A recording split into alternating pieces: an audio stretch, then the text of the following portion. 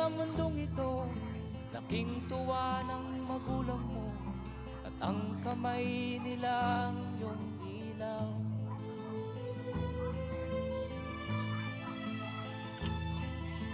At ang nanay at tatay mo'y di malaman ang gagawin, minamasdan pati pagtulog mo.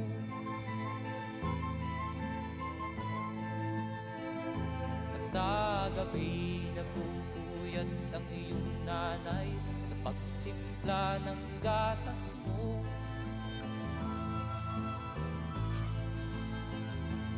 Sa umaga na may kalong ka ng iyong amang tuwang-tuwa sa'yo.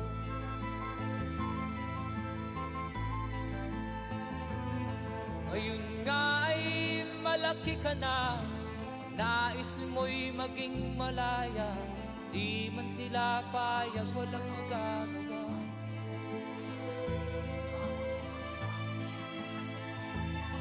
Ikaw nga ay biglang nagbago, naging matigas ang iyong ulo, at ang payo nila'y sinuwag mo.